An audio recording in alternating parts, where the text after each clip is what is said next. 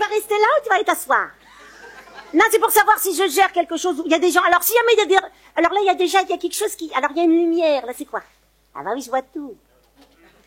Alors, si vous avez envie de filmer, c'est pas la peine. Vous fatiguez pas. Surtout parce que c'est de filmer. Vous voyez, il y a 3 caméras exceptionnellement, très très bien professionnellement, etc. Alors, moi, je suis ravie d'être ici encore une fois à Istros, au bord de la mer de l'étang. Il paraît que c'est le plus grand étang de... On s'en fout toujours, c'est superlatif. Qu'est-ce qu'on a besoin d'être toujours plus grand quelque chose? N'empêche que, mesdames et messieurs, j'ai l'honneur, l'immensité de faire la causerie de ce soir pour l'ouverture de ce festival.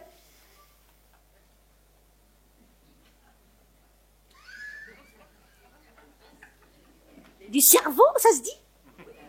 Ce festival du cerveau des Lumières, avec le grand, alors là pour le glarage de ce total superlatif, avec Monsieur Philippe Guillemont, je vous demande de l'applaudir une fois.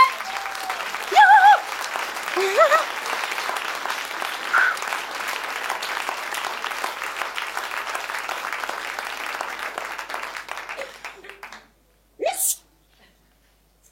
Qu'est-ce que tu veux? Tu veux garder ton chat? Non, tu Tu peux l'enlever. Oui. Tu peux le poser sur la table, c'est comme tu veux. Tu le poses dans ce sens-là ou dans l'autre? Dans celui-là, je mets des trucs dedans. Il peut y avoir des choses qui tombent dedans. Waouh, génial. Alors, si tu veux, on peut s'asseoir comme tu veux. Alors, bon. Moi, j'ai... Pardon. Non, ça va, il glisse pas le tien, oui. Est-ce que c'est un réel fauteuil? En fait, si vous voulez... Ou est-ce qu'il y a des gens qui savent ce que c'est que... Est-ce qu'il y a des gens qui savent ce que c'est que la physique quantique?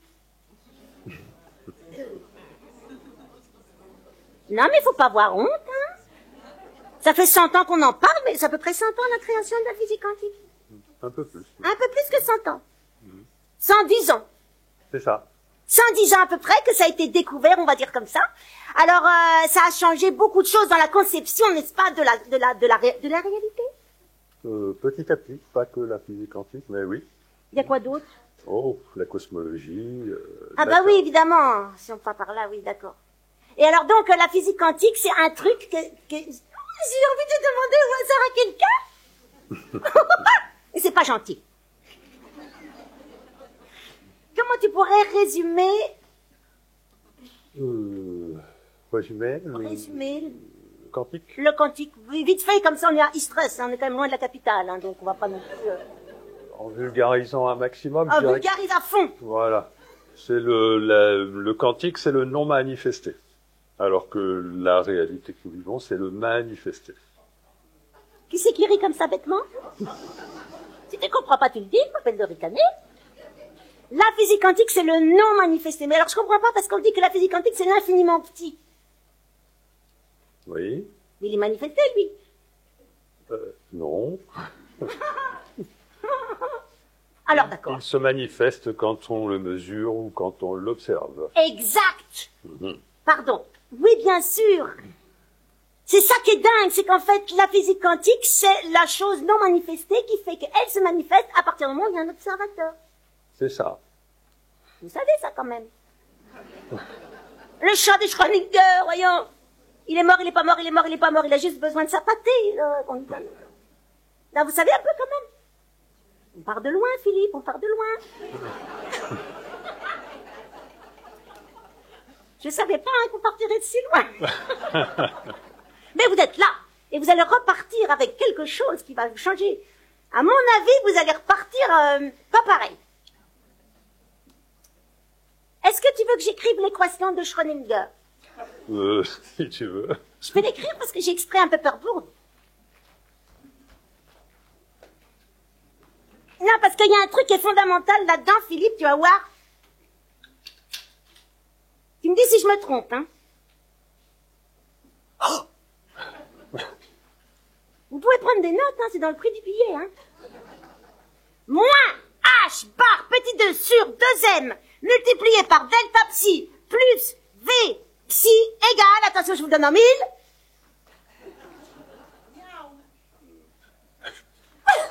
C'est pas grave si tu sais plus, tu as la retraite. Ok.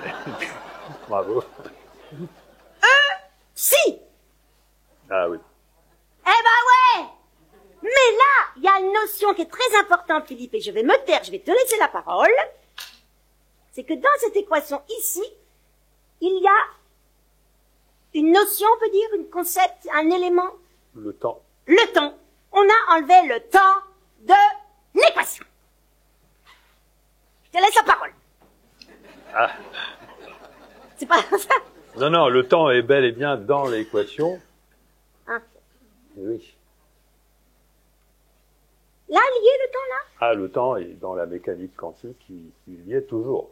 Ah bon? Oui, oui, il y est toujours. C'est peut-être une équation qui a éliminé le temps, une modification de l'équation de Schrödinger. C'est un chien. C'est un chien dans la boîte, finalement. Non, mais alors, j'ai pensé que le temps, il n'y avait pas dans le quantique. Non, c'est dans la gravité quantique, à boucle, qu'on a éliminé le temps. L'équation de Wheeler-DeWitt. Excusez-moi, j'ai un peu confondu. Si on commence comme ça. On commence un peu fort, mais ils ont goûté. Vous avez pris quelque chose avant de venir, quand même. Hein? Vous êtes nourris. Vous avez pris des bananes, du chocolat, des choses de potassium, hein, parce que... Alors, je propose qu'on commence, Philippe, parce que je voulais juste frimer un peu que je connais l'équation. Sinon, je suis très humble, hein. T'es physicien, expert en plein de feu, Oui. philosophe de la... Oui. Vas-y, vas-y. Mais alors, quand t'étais petit, parce que comment on devient Philippe Guimond? Moi, je sais pas comment, j'aimerais devenir Philippe Guimond, mais je sais pas. Ah. J'ai rencontré Descartes à 13 ans. Moi, c'était Saturday Night Fever. Bon, c'est pas... Ah oui, Et Descartes. ça m'a donné la fascination pour la mécanique. Et après, j'ai très rapidement souhaité être chercheur, ingénieur, physicien, et je le suis devenu. T'étais bon en maths, etc. Oui, oui, oui. Ah oui, quand on dit oui comme ça, c'est que... c'est qu'on est très, Non, très bon. je suis très mauvais aujourd'hui en maths par rapport à ce que j'ai fait enfant. Oui, mais en même temps, tu t'en fous. T'es physicien, les maths, on s'en fout. Laisse ça aux gens qui font des maths. T'aimerais bien avoir été meilleur niveau, On peut le dire, oui. Tu voudrais être meilleur en maths? Ah non, non, non, non, non. Ah non, t'en fous. On peut remplacer les maths par la cybernétique, le numérique, les algorithmes. Enfin, pas les remplacer, mais on peut simuler, on peut aller beaucoup plus loin que les équations mathématiques en faisant des modélisations numériques, des simulations numériques, etc. Oh la vache. Ça prend même le travail des mathématiciens. Non, c'est différent. D'accord, d'accord. Excusez-moi, j'ai un petit avis sur l'IA qui me fait... J'en parle pas parce que c'est le sujet de tous les autres jours et c'est pas le sujet de ce soir. Vous saviez ça? C'est pas le sujet de ce soir, hein? Parce qu'en fait, on s'en fiche un peu de l'IA aujourd'hui. On est un peu... Et alors donc, t'as fait quoi comme étude pour arriver? T'as fait maths supérieures, maths spéciales? Maths Spé, Centrale Paris, ensuite j'ai fait géophysique, et puis j'ai fait une thèse de physique, et puis une habilitation à diriger des recherches. Voilà. Et la physique quantique, c'était quand? Ah ben la physique quantique, c'était juste à ma sortie de Centrale Paris, c'était même avant, puisque j'ai fait l'option de 3e année à Centrale, physique quantique, et après j'ai fait un stage de physique quantique au CEA Saclay. Et je m'y suis ennuyé. Parce que? Non, non, ça s'est très bien passé, mais je ne souhaitais pas rester au CEA. Ah bah oui, c'est un autre monde, là. Voilà. Enfin, je veux dire, c'est un domaine un peu...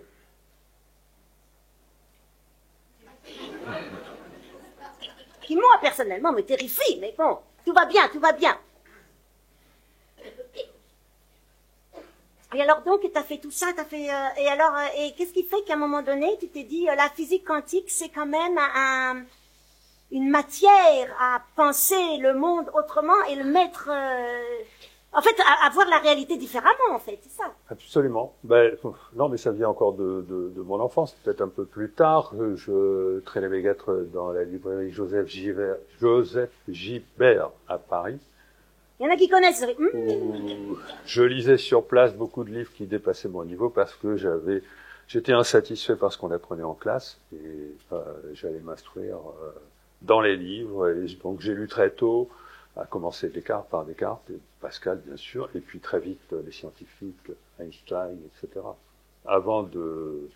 Et beaucoup de philosophes, avant l'enseignement de tout ça. Voilà, va, t'as un bagage de ouf! Non, une initiation précoce à la philosophie et à la physique. C'est tout. Précoce. À peine précoce. Tu faisais un peu de sport quand même ou...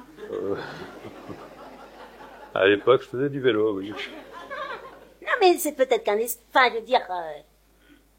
Voilà. T'avais un truc, comme t'as eu un choc, c'est juste que t'as découvert Descartes à 13 ans, comme ça, d'un bouquin, t'as ouvert et tu dis, qu'est-ce que...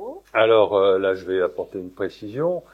J'ai découvert Descartes avec la sensation, pas du tout la sensation que c'était un enseignement matérialiste, mais au contraire, j'ai eu la sensation que c'était un enseignement assez spirituel finalement, paradoxalement. C'est-à-dire que Descartes, quand on lit Descartes, on apprend que tout est mécanique. Et aujourd'hui, on croit que le fait que tout est mécanique implique que tout est matière et que donc l'âme ne peut pas exister, mais moi j'avais la sensation en lisant Descartes, d'ailleurs Descartes croyait dans l'existence de l'âme, et c'est ça qui m'a donné ma vocation, enfin la vocation profonde qui m'est venue quand j'étais enfant, c'était de réconcilier la mécanique avec l'existence de l'âme. Ce qui est impossible si on considère les dogmes de la science, le déterminisme, la causalité, etc. Mais j'avais la sensation que c'était possible et évidemment, pour y arriver, il faut remettre en question notre notion du temps. Et j'ai fini par y arriver 50 ans plus tard. Ça va, 50 ans? Oui.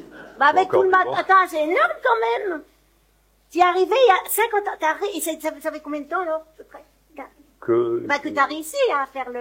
Oh, ben on va dire que c'est toujours un travail aujourd'hui, mais disons que c'est la date de mes publications fondamentales sur la flexibilité de l'espace-temps, donc ça fait 6 ou 7 ans, on va dire. Vous avez entendu un mot, là.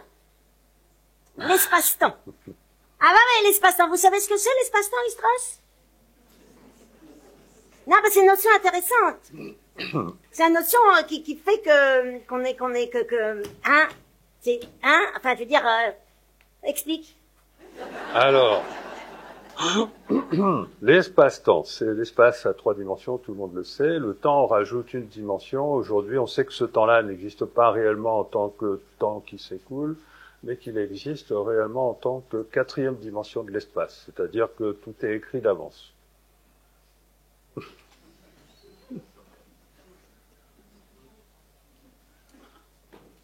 C'est la théorie de l'univers bloc d'Einstein. Ah bah oui, bien sûr, si on... Tout est écrit d'avance, c'est ça qui dit... Ah bah oui, d'accord, tout est écrit d'avance. Ça veut dire qu'on peut pas modifier le futur, c'est ça un peu plus... Si, justement. Alors si on regarde la mécanique quantique, maintenant on s'aperçoit que c'est un peu le contraire, et que rien n'est écrit, semble-t-il, puisque tout est simultané. C'est-à-dire toutes les possibilités de vivre quoi que ce soit existent simultanément. Et puis, le problème, c'est que quand on observe, il n'en existe qu'une seule, finalement. Et donc, on se dit que, après tout, si la mécanique quantique nous parle d'un multivers quantique, plein de possibilités, si on fait un peu la moyenne entre ce que dit la quantique et ce que dit la relativité, peut-être que, finalement, tout ça, c'est flexible. Je peux vous faire des dessins, je peux vous faire des... Tu veux faire du mime? Je peux vous faire du mime, je peux vous faire du mime si vous voulez. Ça, c'est flexible, ça veut dire qu'on est dans des potentialités, et tu dirais que les habitudes de la matière font que c'est ça qui se passe. La matière, ça va suivre, hein. Avant de concevoir le fait que le futur existe déjà et peut changer, il faut remettre en question notre vision de la matière et de l'espace. Et il faut comprendre que ni l'espace, ni la matière, ni le temps existent tels qu'on les perçoit. C'est bien fait de venir, vous, hein. Alors, est-ce qu'on peut avoir un petit peu de... Alors, le temps, la matière et l'espace, ce sont des propriétés de la conscience. C'est lié à la perception. Ce n'est pas lié au réel. C'est une réalité apparente. Faisons la différence entre réalité et réel. Le réel, c'est ce qui est fondamental et objectif, qui existe. Mais qu'on voit pas. Mais qu'on voit pas. Et la réalité, c'est ce que l'on perçoit. Il n'y a aucune raison de penser. Aujourd'hui, de grands philosophes l'ont compris, et même la physique nous invite à le penser. Il n'y a aucune raison de penser que ce qu'on perçoit est la réalité. Il y a toutes les raisons de penser que ce qu'on perçoit est une construction à partir d'un réel plus fondamental. Nous y sommes invités par d'une part le fait que les physiciens détruisent l'espace totalement. Détruisent, tu dis? Ils le détruisent.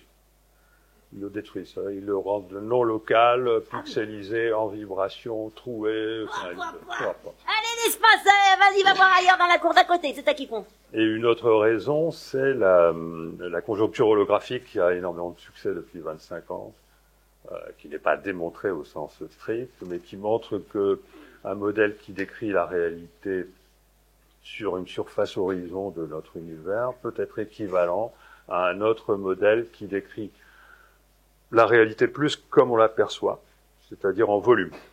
En volume, et en rajoutant en plus des dimensions, qu'on appelle des dimensions compactifiées, mais qui, à mon sens, sont des dimensions vibratoires. Et c'est là que on relie la conscience avec le vibratoire, parce que ce qui reconstitue la réalité que l'on perçoit à partir d'un univers objectif, on va dire, c'est la conscience. La nôtre. La nôtre. Chacune la sienne. Chacune la sienne, mais... C'est pour ça qu'on ne voit pas la même réalité. Toi, par exemple, avec tes rayures au premier rang. Si, alors c'est une construction collective.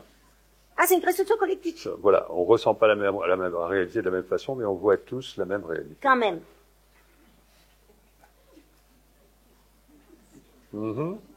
C'est comme... Attends, je vais te donner un exemple. Par exemple, on regarde les instruments de réalité augmentée. Aujourd'hui, on est capable de donner à n'importe qui des instruments, etc., qui vont apporter toute l'information à ses sens, à commencer par la vision et l'audition, et la personne va se croire réellement en train de faire du ski, etc. Il n'y a pas besoin que la réalité existe telle qu'on l'aperçoit. Regarde le film Matrix, qui est un peu un film qui a voulu nous instruire de cette possibilité-là. Sauf qu'évidemment, les gens sont pas allongés sur une table avec le cerveau greffé, etc. C'est pas comme ça que ça se passe.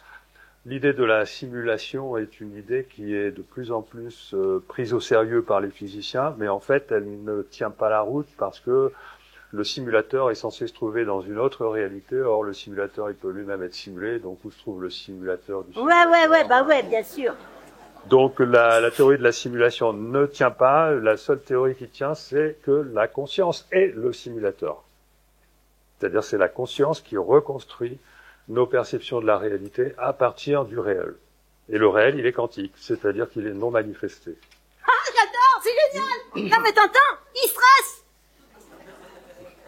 Le réel, il est quantique, il est non manifesté, donc c'est la conscience qui crée la réalité à partir de ce réel non manifesté, quantique.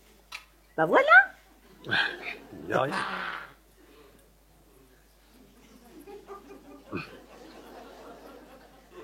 T'as pas soif? Si, un petit peu. T'as un petit peu soif. Alors qu'est-ce que tu veux? Parce que j'ai quelque chose d'intéressant, j'ai One Shot, un truc qui s'appelle Relaxe-toi. Oula. C'est ananas, gingembre ou passion. Ah, c'est pas mal, ça. T'aimes bien? Ouais. Sinon, j'ai un truc, One Shot, protège-toi. Mais non, t'as pas besoin, toi. Gingembre, citron, piment. Je préfère gingembre ananas. Tu préfères le premier, sinon j'ai de l'eau. Mais c'est pas de l'eau du robinet. L'eau, oui, aussi. De l'eau. Ouais, non, les deux. Tu fais les deux? Oui, je fais les deux. C'est comme ça. Il est physicien quantique, il fait les deux.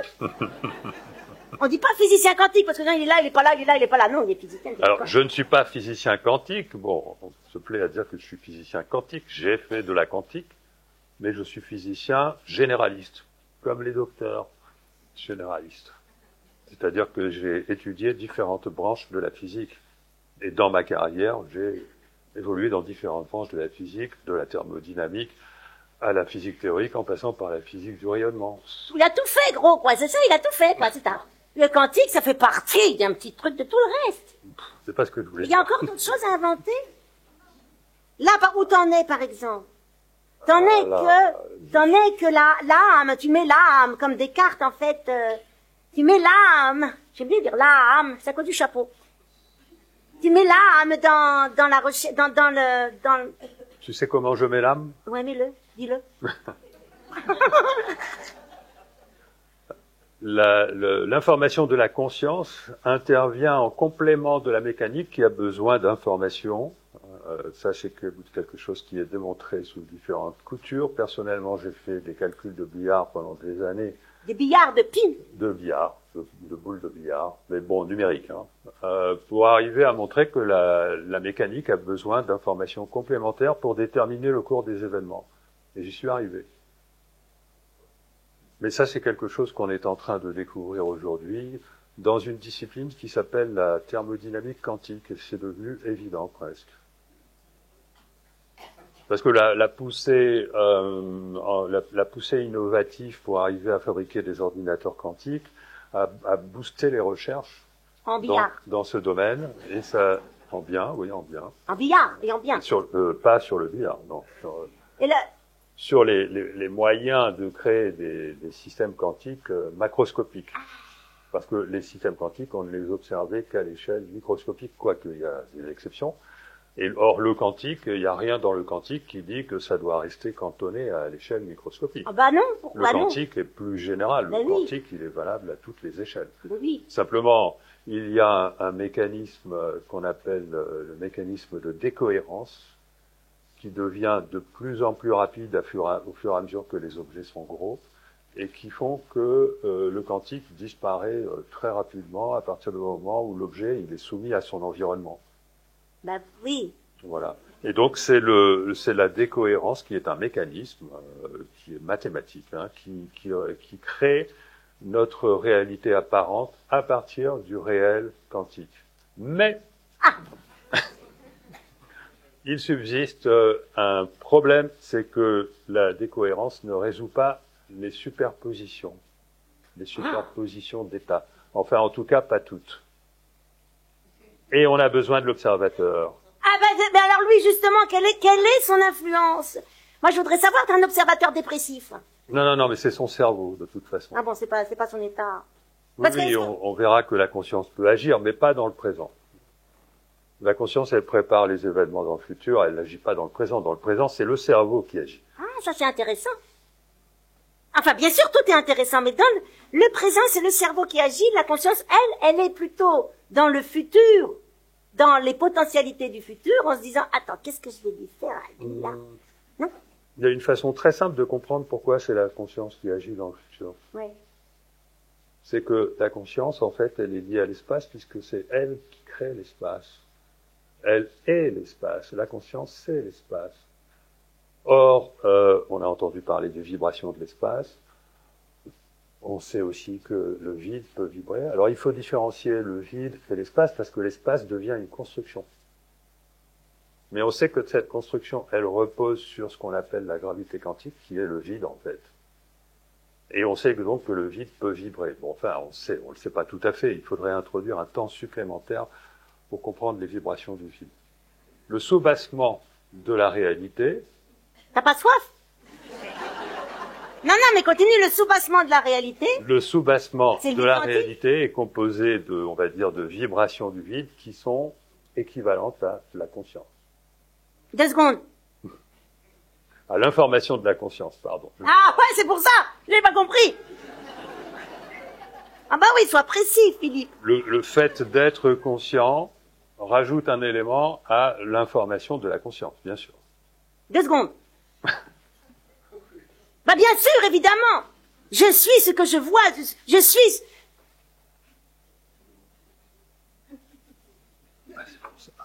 C'est fort. Bah oui, je t'ai pas prévenu, mais c'est fort, hein. Tiens, c'est vrai, c'est fort. Tu veux de l'eau avec? Je t'ai oublié de te mettre de l'eau. Non, ça va, c'est bon. Ça va aller? J'aime bien comme ça. Attends, je vais voir si ça arrache aussi.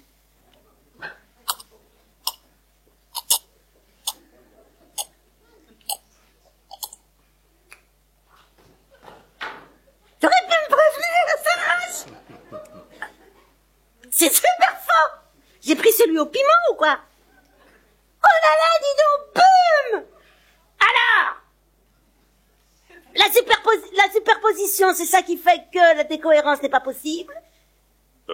Oui, enfin, c'est possible. La décohérence, elle a bien lieu. Mais la décohérence, ce qu'elle fait, c'est qu'elle elle transforme des possibilités complètement intriquées les unes des autres, si tu veux que j'explique ça, je peux l'expliquer, en un certain nombre de possibilités qui sont tout à fait désintriquées, cohérentes en fait. Hein. Paradoxalement, la décohérence rend cohérent ce qui ne l'était pas parce que... Ça, c'est dingue, hein.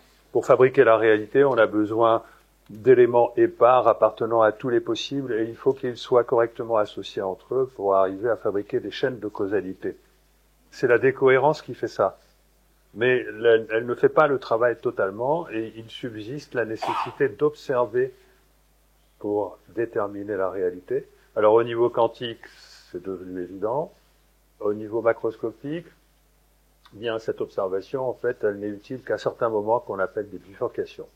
Et c'est là qu'on rentre dans le mécanisme des synchronicités. Ah, ben nous voilà. Et voilà. Qu'est-ce qu'il y en a qui ont vécu des synchronicités dans la salle à stress? Pourquoi vous... Mais c'est possible, ça, je suis sûr qu'il y a c'est très fort ce truc, ça me met... Par exemple, une synchronicité, c'est par exemple... C'est pas rétrocausalité, c'est pas pareil. On peut, oui, oui. Parce oui, que oui. rétrocausalité, vous savez qu'est-ce que c'est? Par exemple, moi je vais dans la boucherie, j'achète des chipolatas. Je dis, bah pourquoi j'achète des chipolatas? Et ben le lendemain, je reçois par la poste un colis, c'est un barbecue. Ça, c'est rétrocausalité. C'est-à-dire, je fais un truc, je sais pas pourquoi, mais j'ai la réponse, la cause après. C'est ça. On peut le dire. C'est-à-dire qu'en fait, comme le temps n'existe pas, et que la réalité se crée hors du temps, dans le futur, d'accord? Il faut raisonner sur des lignes de temps qui peuvent bouger. Imagine la trajectoire d'un GPS. Notre futur, c'est comme la trajectoire d'un GPS. Bah oui. Il y a des fois, ils proposent 3. Eh ben, elle peut changer la trajectoire du GPS, Ouais. mais elle ne peut changer qu'à certains moments. Quand il y a des... Ben, quand tu es sur un rond-point et qu'au lieu de faire ce que dit la dame, tu tournes à gauche, par exemple. Ben, la dame, elle recalcule. Ben, l'univers aussi. Tu veux dire que ça, c'est vrai ou pas? Alors ça, c'est une théorie. Ah, tu peux faire ça. Mais elle explique beaucoup de choses. Quoi? Eh ben, elle explique tout ce qui est magique. Elle explique les synchronicités. Par exemple, donne-moi un exemple de synchronicité. T'en as sûrement plein, toi. Qui arrivait dans la vraie vie. Ah, tu sais, une synchronicité, il y en a où il faut mettre 1 heure ou une demi-heure pour les décrire. Hein. Donc, non, ben, une synchronicité, de la synchronicité, je veux dire, par exemple, je fais vivre la synchronicité à des gens dans des stages ou même gratuitement sur le web avec une application. Et les gens ont une problématique, une préoccupation, etc. Alors, soit ils le savent, soit ils la travaillent, cette préoccupation. Et puis, on leur fait tirer, par exemple, une image avec une légende qui est située à l'intérieur d'une enveloppe, qui a été calculée il y a peut-être 1 an, ou juste le jour qui précède, donc à partir d'un générateur quantique de nombres aléatoires, ce qui fait qu'il peut y avoir plusieurs millions de possibilités de messages à l'intérieur de l'enveloppe.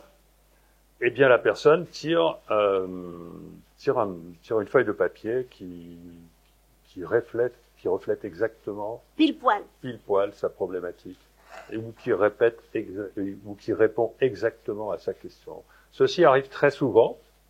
Je ne dis pas que ça arrive à tous les coups, mais ça arrive suffisamment souvent pour que, si on faisait des statistiques, sachant que j'en ai déjà fait là-dessus, on trouverait aisément que ça ne peut pas être le produit du hasard. Donc ça ne peut pas être le produit d'une projection de l'individu. Et on peut faire des expériences scientifiques, des tests pour vérifier cette réalité. Elle vient d'où cette réalité? Elle vient du fait que lorsque tu fais un tirage quantique, le moment où le non manifesté se transforme en manifesté, quand tu ouvres l'enveloppe. C'est pas le moment où tu fais le tirage et qu'il y a un nombre aléatoire qui se trouve dans le logiciel de l'ordinateur. C'est pas le moment où, avec ce logiciel, tu imprimes la feuille de papier. C'est le moment où, après l'avoir mis dans l'enveloppe, mais sans l'avoir regardé, tu as stocké l'enveloppe quelque part, elle est dans le passé, l'enveloppe. Le non manifesté se manifeste seulement au moment où il y a un observateur qui regarde ce qu'il y a dans l'enveloppe. Ça va, c'est clair? C'est géant. En fait, c'est comme si, moi je me permets, c'est comme s'il y avait quelque chose dans l'espace, dans l'univers, dans le cosmos, dans là-haut, qui est là pour te faire,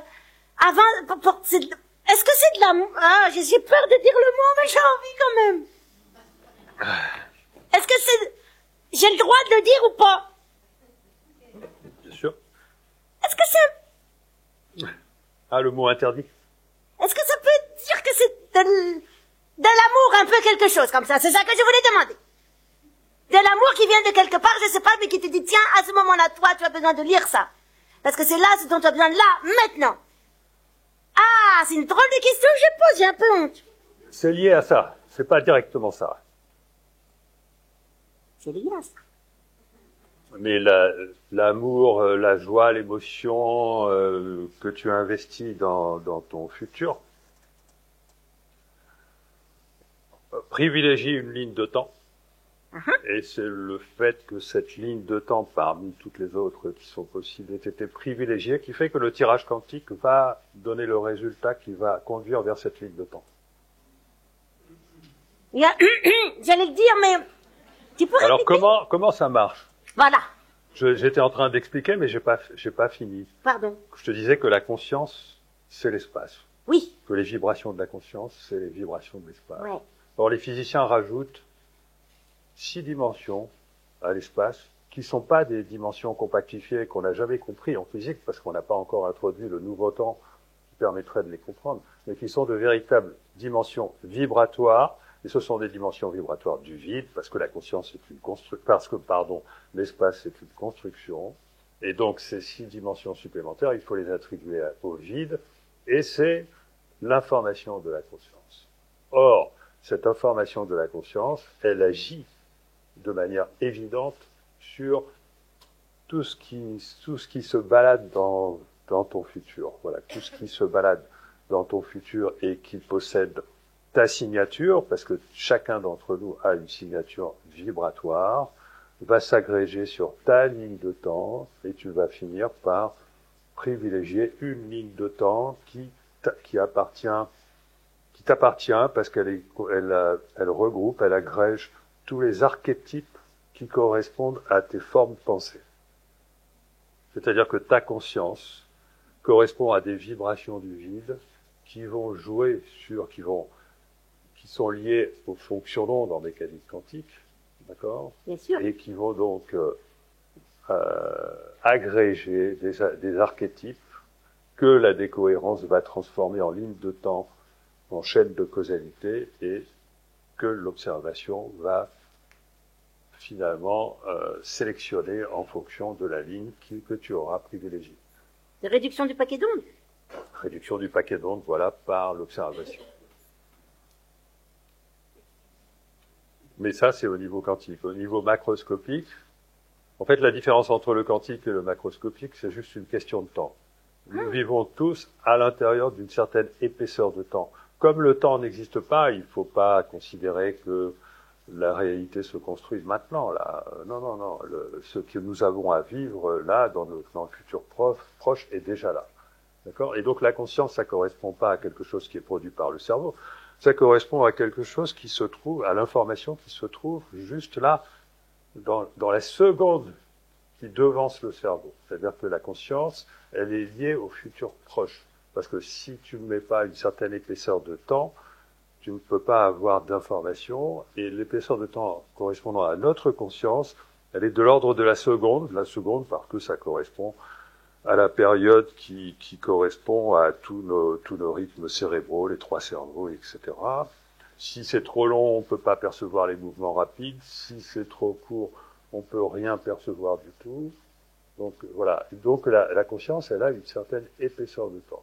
Et c'est comme ça qu'on différencie le cerveau et la conscience. Et c'est comme ça que la conscience, elle est capable d'appréhender les lignes de temps avant que le cerveau les ait transformées en une seule ligne de temps, parce que c'est le cerveau qui, au final, Le cerveau, c'est justement ce qui décohère, non, pas ce qui décohère, ce qui permet de rendre la réalité unique. Et donc la conscience étant en avance dans le futur, elle peut avoir la conscience des différentes lignes de temps, donc elle peut faire des choix. Ça va, vous suivez? Ben oui. Ben oui. Et l'intuition, est-ce que je peux me permettre d'admettre, est-ce que l'intuition, elle vient là, dans cette conscience à 1 seconde de plus? Alors l'intuition, ça ressort. L'intuition, ça ressort d'un autre processus qui vient du fait que, bon, on va dire, nous avons deux cerveaux, hein, même si le cerveau droit n'est pas à droite ou gauche à gauche. Le cerveau gauche qui est lié à tout le travail analytique. Oh, j'en ai pas. Le cerveau droit qui est lié au contraire à tout ce qui est ressenti, synthétique, etc. Et en fait, le cerveau analytique, c'est lui qui crée le temps, en fait, finalement, hein, la sensation d'écoulement du temps. Lui, il fait de l'analyse, il fait de la classification, etc. Il raisonne, il est logique. Et la science est fondée sur le cerveau gauche. Voilà. Mais nous avons un cerveau droit qui est oublié, et la partie de notre conscience qui n'est pas emprisonnée, on va dire, je vulgarise, hein, par le cerveau gauche, qui est la conscience vibratoire, celle-là reste attachée au vide, et elle peut communiquer à travers l'espace-temps avec n'importe quel point de l'espace-temps qu'elle est capable d'adresser. Mais ceci ne peut pas se faire sur commande, en tout cas aisément, parce que c'est le cerveau gauche qui commande. Et le cerveau droit, lui, il est uniquement, généralement, perceptif. Donc c'est en...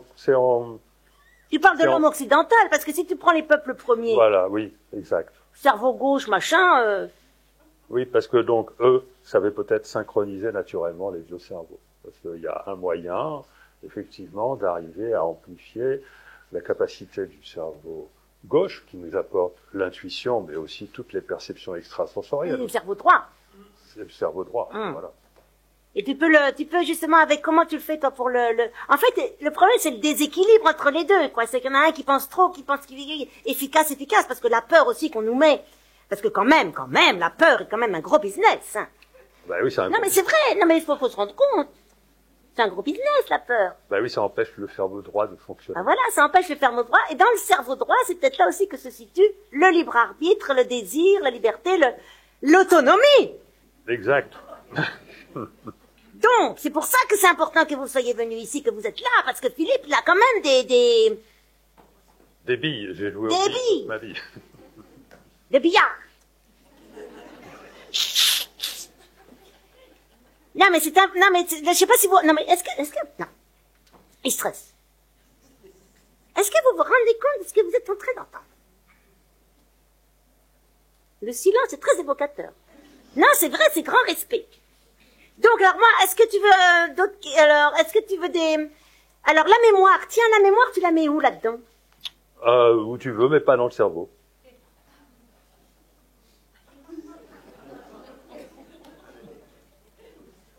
Dans l'espace-temps, dans le vide. C'est vrai, parce qu'il y a des fois où on n'a aucune mémoire, rien, et puis tout à coup, bing, on va se promener, on se détend, on fait un peu de méditation, bing, tout à coup, la mémoire revient. Le cerveau contient les capacités d'adressage de la mémoire, par contre. D'adressage. Adressage. C'est comme un ordinateur, on confond pas la mémoire, elle se trouve pas dans la mémoire vive, elle se trouve sur le disque dur.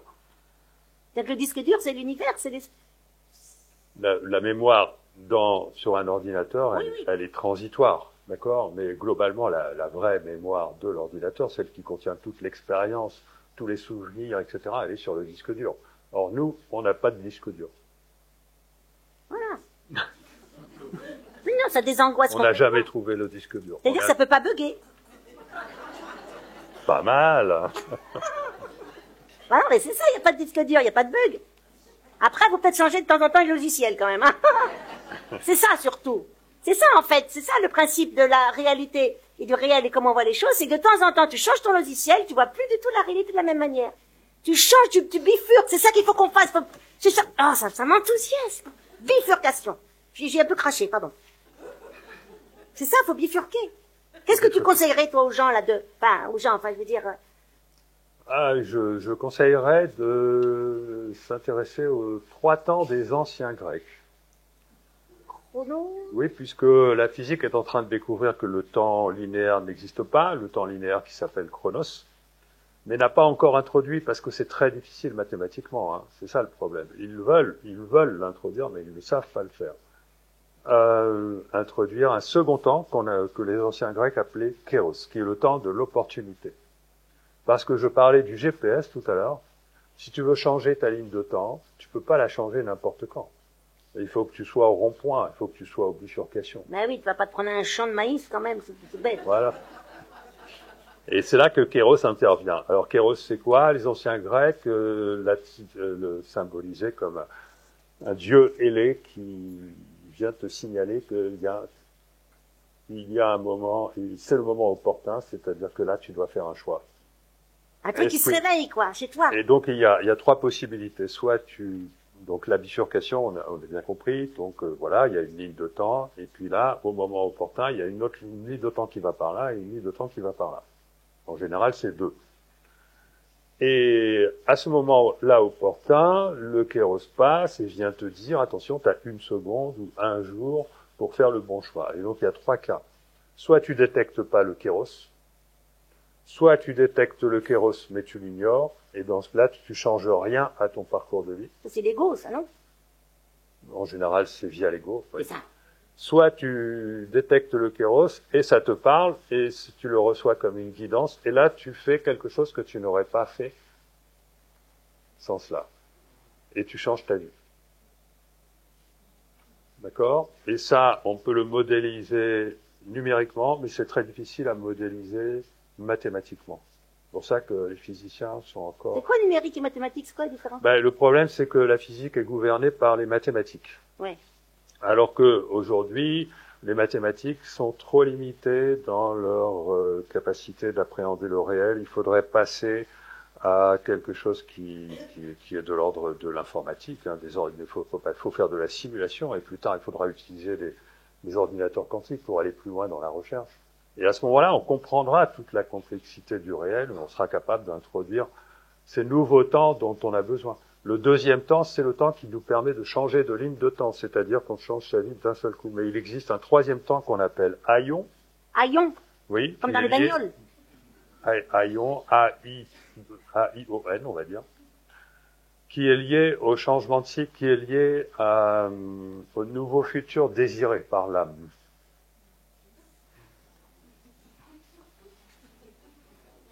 Et toi, par l'âme et le cerveau, le gars, il est conscient que l'âme, il désire une autre future. L'âme et le conscience, faut que tu vois la différence. Alors, il y a une façon de faire pour en être conscient. Alors, vas-y. Il faut se déconditionner. Alors là, c'est quelque chose de très difficile et en même temps de très important. Donc, je vais le dire vite, hein, le lâcher prise, le détachement, la confiance, etc. Faut développer ça, c'est pas évident. Et quand on est déconditionné, on est naturellement connecté à l'âme et on le ressent sous forme de joie. Et la joie d'exister sans rien d'autre te dit qui tu es et tu sens ce que tu as à faire et là tu reçois l'information de guidance. Et si tu la maintiens vibratoirement en toi, elle va automatiquement solliciter la ligne de temps qui correspond à la vie de tes rêves, par définition. Tu te rends compte? Ingénieur au niveau tout, maths P, maths sup, 50 ans de boulot. T'arrives à dire quelque chose qui là, c'est comme si tu t'as, excuse-moi, je vais me permettre, c'est comme si tout à coup t'as fait un saut quantique. Exact. Tu as fait un saut quantique et tu t'es retrouvé en Inde, moins 500 avant JC, quand il y avait, excusez-moi, hein, j'apporte un tout petit peu de spiritualité au niveau du bouddhisme, etc. Parce que quand tu fais la méditation, ou bien quand tu es en contact avec comment tu fais toi par exemple pour être, tu fais de la méditation, etc. J'ai une forme de méditation qui consiste à faire de la randonnée. Oh, c'est cool. Voilà. Avec les pique-niques et tout. Non, sans les pique-niques. Non, je fais beaucoup de dénivelé. Je fais à peu près entre 1000 et 2000 mètres de dénivelé par semaine. Bah oui, Istres, c'est plat, forcément, ça les impressionne. 1000 mètres que tu grimpes, mais pas en une journée, tu fais ça en plusieurs jours, mettons 300 mètres par jour, allez. En dénivelé, hein. Je sais plus le calculer en kilomètres, je sais pas. Oui, oui, en montée, quoi, un truc qui fait mal aux jambes et tout, là. C'est ça. Ah ouais, et tu sens que ça et est-ce que c'est tout de suite que tu es en contact, par exemple, depuis le temps que tu fais de la randonnée sans pique-nique, Eh bien, il y a une évolution. ça te vient plus vite, tout de suite au début? Ouais, il y a une évolution. Avant, ça me venait quand je remontais, maintenant, ça me vient quand je descends.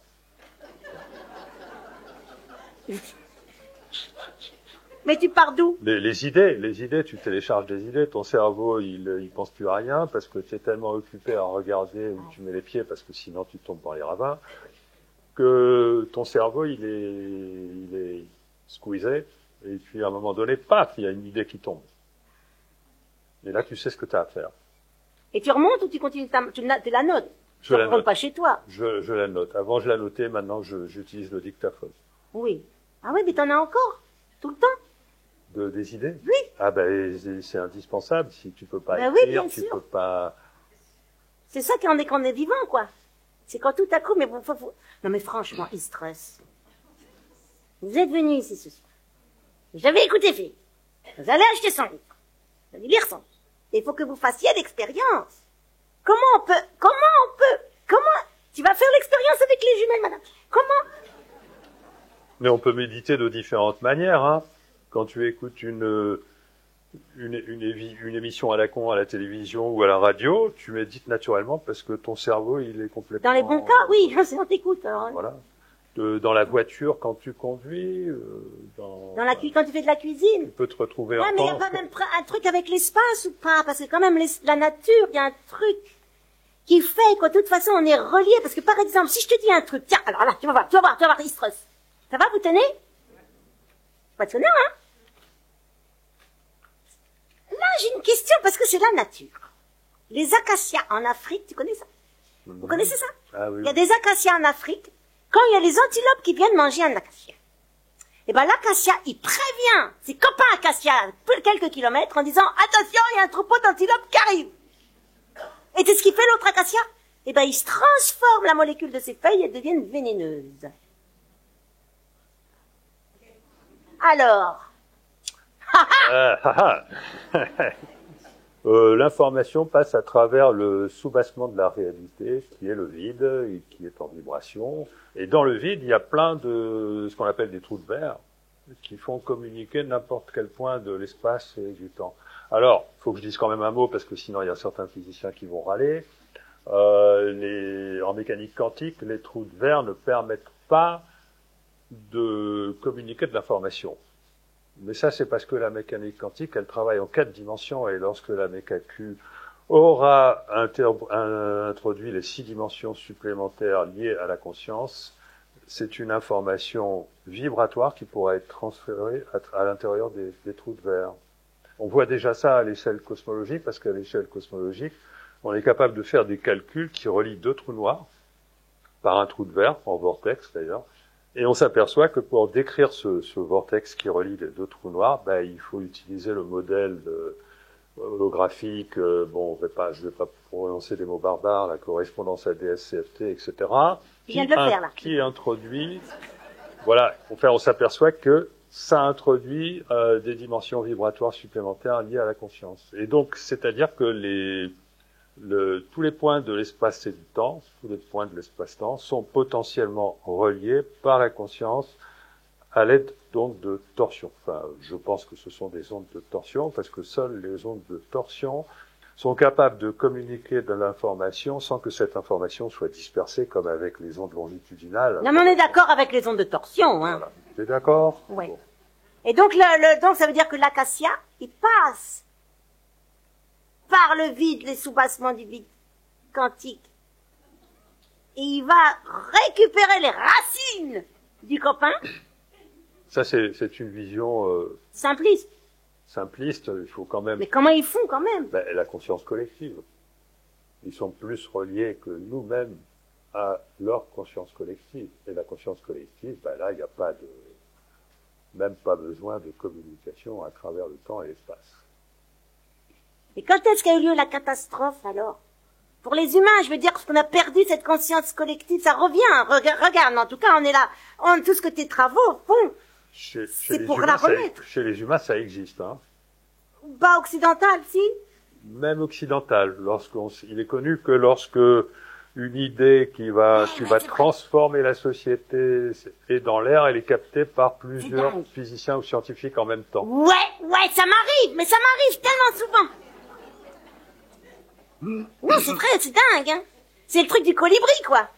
En même temps, moi, je pense qu'un hippopotame qui éternue, ça fait un peu plus d'effet qu'un vol de colibri, non, quand même.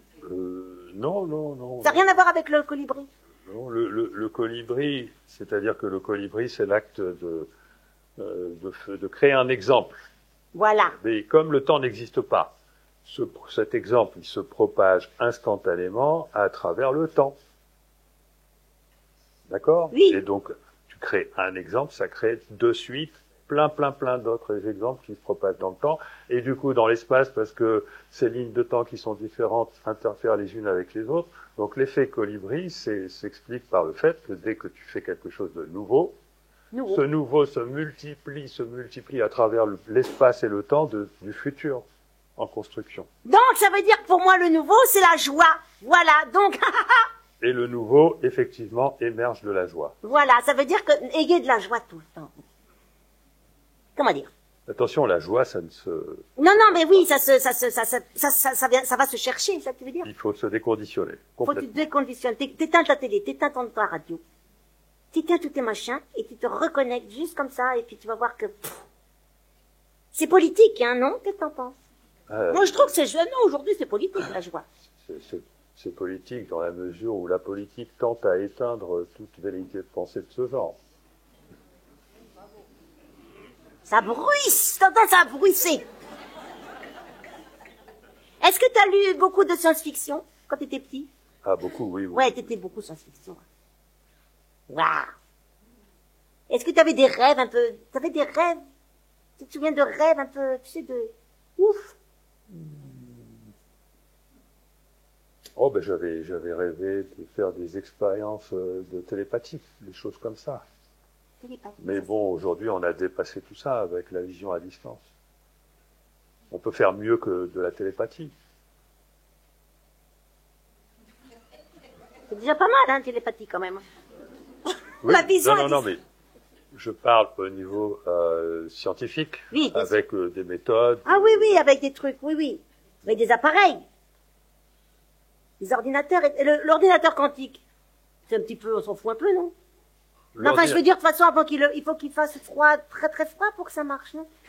L'ordinateur quantique, pour l'instant, c'est encore un peu une vue de l'esprit. Hein. Voilà, c'est beaucoup du marketing. Hein. Voilà. Non. Mais ça va exister, attention. Hein. Mais qu'est-ce qu'ils vont en faire? C'est juste pour calculer les codes de protection des banques. C'est ça que ça va servir. Ça n'a rien de... Poup. On a du mal à imaginer les conséquences énormes de... Ah bon? Mais ça va arriver plus tard. En 3000? Déjà, l'intelligence artificielle, sans le quantique, elle a un potentiel énorme. De quoi t'as dit? Sans le quantique, l'intelligence artificielle a un potentiel absolument énorme. Ah mince, c'est et dangereux. Ah! En fait, moi, je vais te dire ce qui m'inquiète, mais c'est privé, hein. Faut écouter, hein. C'est ce qui m'inquiète. Dans le truc de l'IA. Évidemment, il y a toujours le PFH, hein, on est d'accord, qui va venir. Ah, le putain de facteur énorme. Voilà, je te préfère que tu le dises toi-même, qui va venir un peu là. Et puis c'est aussi ce que ça demande en énergie. Ça m'inquiète un tout petit peu. Ah oui. Ça, c'est un tout, Mais bon, ça, c'est pour demain. Les transhumanistes, on s'en fout, qu'est-ce que t'en penses, les transhumanistes? Aujourd'hui, avec tout ce que tu nous racontes, Bon. C'est un sujet. Je pense qu'on allait vers le transhumanisme avant les années 2020. Et puis la période Covid a effacé finalement cet échec de l'humanité. Et donc on est revenu sur une voie d'espoir. Mais bon, il ne faudrait pas que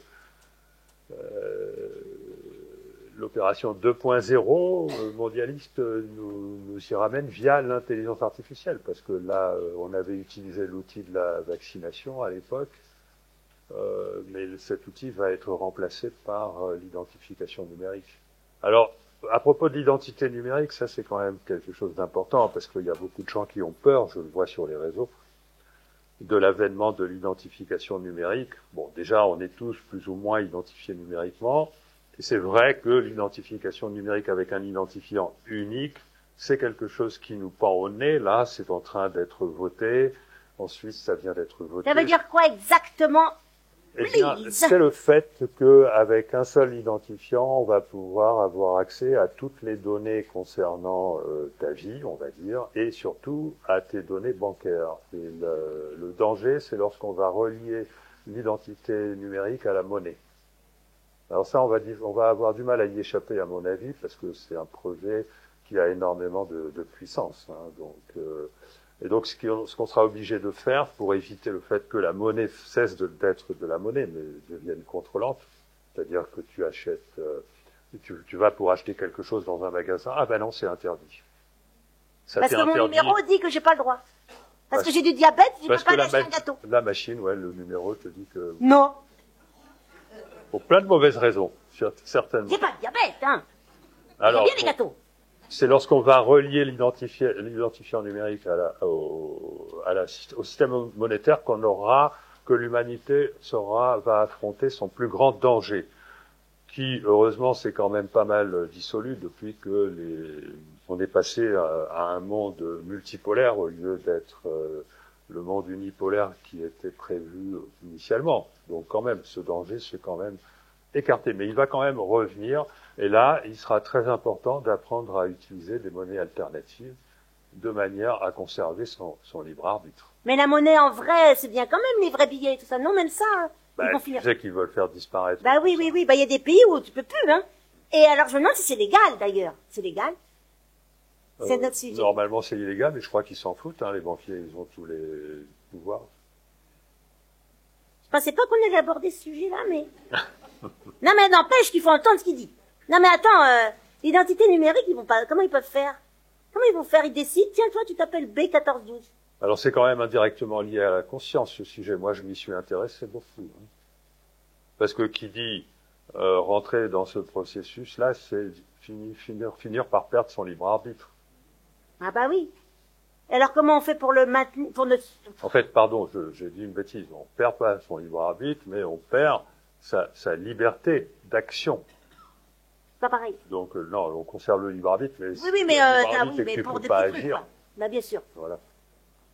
La liberté, c'est un sujet aussi, alors. Alors, qui dit libre arbitre dit obligatoirement existence de l'âme, parce que le libre arbitre, sinon, c'est une illusion. Le libre arbitre ne peut exister que si l'espace-temps flexible vous permet de modifier votre ligne de temps, en fonction du fait que les circonstances qui font que vous êtes sur une voie peuvent changer, etc. Et donc, on a besoin d'un libre arbitre pour changer de ligne de temps.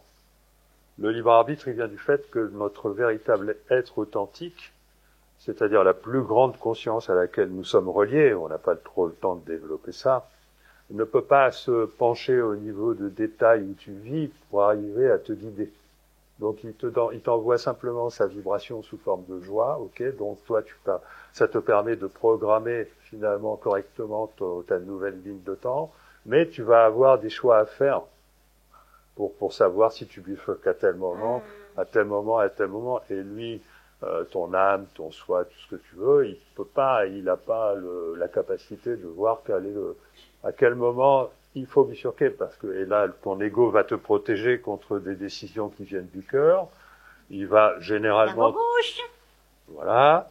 Et on a donc besoin du libre arbitre pour savoir quand est-ce qu'on utilise le pilote automatique et quand est-ce qu'on utilise le GPS. Le GPS, c'est la connexion à l'âme, et le pilote automatique, c'est l'ego. L'ego est le système égo-mental. D'accord? Ça, c'est le pilote automatique. Le GPS, c'est celui qui t'apporte une guidance. Et le libre arbitre, il est à ton niveau parce que là-haut, ils peuvent pas savoir quand est-ce que c'est le bon moment pour agir. Voilà la base du libre arbitre. Et donc la liberté, c'est effectivement, c'est quand on a accès à tous les possibles, en fait.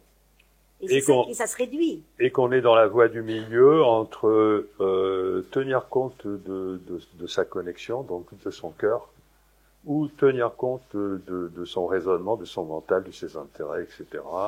Les deux sont nécessaires pour arriver à créer le meilleur de soi. Ça fait du bien, hein? Hein, c'est une régalade, hein? Alors, est-ce qu'il y a d'autres questions? Alors, t'as un livre de chevet, à part Descartes?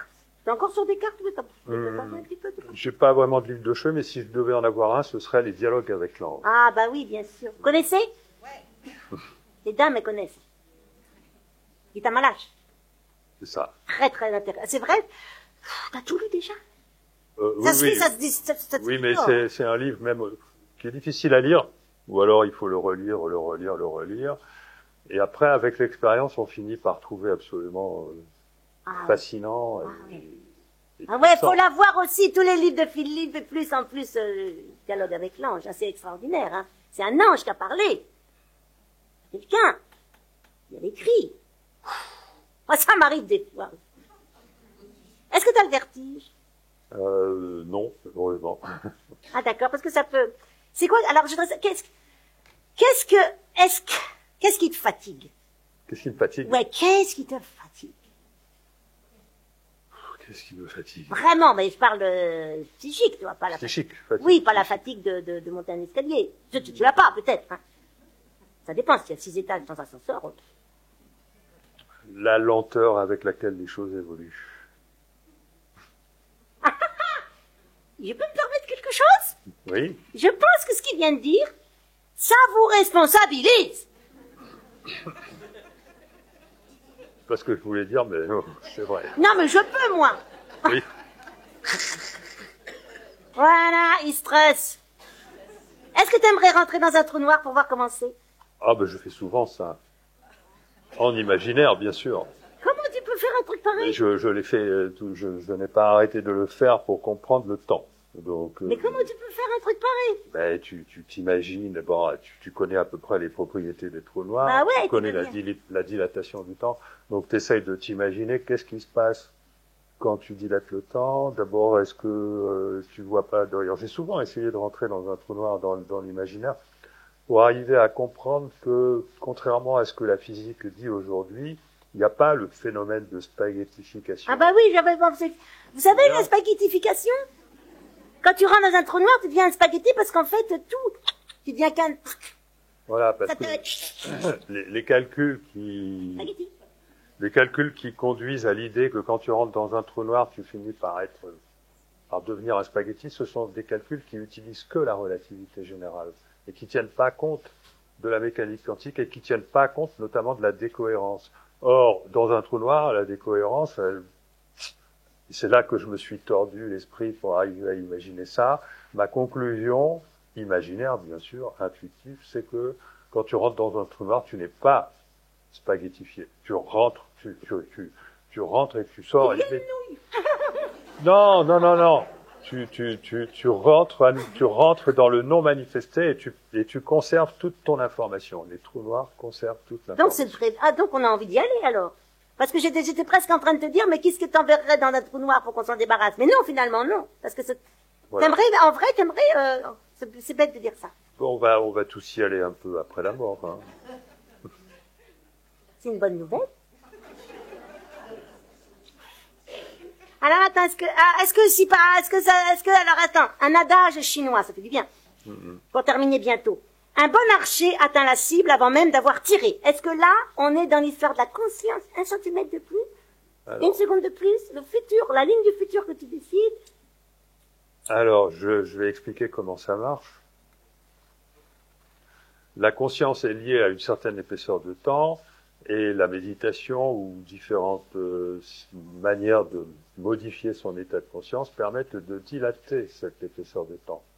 D'accord? Et quand tu dilates le temps, tu te retrouves dans une situation où tu as spatialisé l'événement. Donc si c'est par exemple un archer qui cherche à atteindre une cible, eh bien il se retrouve en face d'une situation où ça n'est plus une question de temps, c'est une question tout est spatialisé, tu choisis ta cible en fait. Et donc tu as atteint le centre de la cible avant d'avoir tiré. C'est complètement rationnel. Merci Philippe. Donc ça on a vu, ça c'est pour tout à l'heure, ta conscience on s'en fout, l'hier on s'en fout, ça c'est fait. Alors est-ce qu'on... est-ce qu'on peut dire avec tout, à l'aune, on dit à l'aune? Mais l'aune, c'est avant ou c'est après? On s'en fout. Après tout ce que tu as dit, et les travaux à faire à la maison, chacun, et à produire après à l'extérieur. Tu en veux, tu peux en reprendre, hein. C'est piquant, hein, quand même. Tiens. Donc, avec tout, est-ce qu'on peut dire que nous sommes responsables à 100% de ce qui nous arrive? Tout compris. C'est ça ta question? Eh oui. Alors, si on considère le conditionnement, pardon, on pourrait dire qu'on n'est pas responsable, mais comme on a la capacité de se déconditionner, finalement, on est responsable. Voilà. Et donc, on est essentiellement responsable de ne pas chercher à se déconditionner. Là, on est gravement responsable de ne pas chercher à se déconditionner, c'est-à-dire ce qu'on appelle sortir de la matrice. De survie, tout à fait. Sortir de toute cette manipulation globale à tous les niveaux de la société, parce qu'on vit sous le règne du pognon, comme tu le sais, et que c'est l'argent qui gouverne la société, et ce système, à l'image d'un mode de pensée erroné qui est le matérialisme, a créé ce capitalisme dont nous devons nous débarrasser pour arriver à nous déconditionner. Quand je parle du capitalisme, c'est au sens large, hein, toutes les autres idéologies, le communisme, etc., sont également basées sur l'argent. Et donc, le message, c'est de dire, le déconditionnement est absolument essentiel. Si on veut arriver, en plus, on va avoir besoin de ça, parce que comme on est en train de vivre un effondrement du système économique, etc., mais qui peut être salvateur, qui est même une excellente nouvelle, parce que c'est indispensable d'en passer par là pour aller vers l'éveil, puisqu'il faut que ça va s'accompagner d'un changement complet de paradigme. Donc c'est une bonne nouvelle que ça s'effondre. Mais prenez en compte tout ce qui a été dit avant pour vous-même. Agissez en vous-même. Est-ce que tu peux me le permettre, Pedro? Tu veux envoyer la musique spéciale qui correspond à peu près à ce qu'on vient de dire.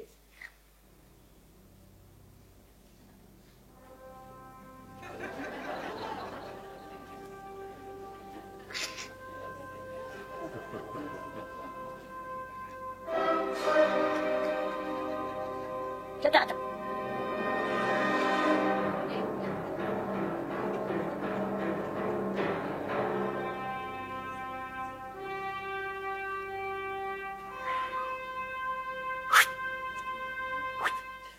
Non, c'est bien la frustration. Alors écoutez, mesdames et messieurs, voilà, nous avons bien parlé avec Philippe, vous repartez avec un bagage. Alors moi, j'avais envie de dire quelque chose par rapport à Philippe Guillemont. C'est que, en fait, ton nom, c'est Guillemont, et c'est le participe présent du verbe guillemer, qui veut dire avancer joyeusement. Ah, bravo. Philippe Guillemont, merci. Merci.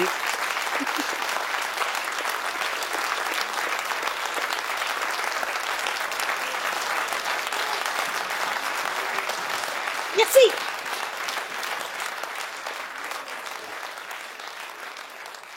Merci beaucoup.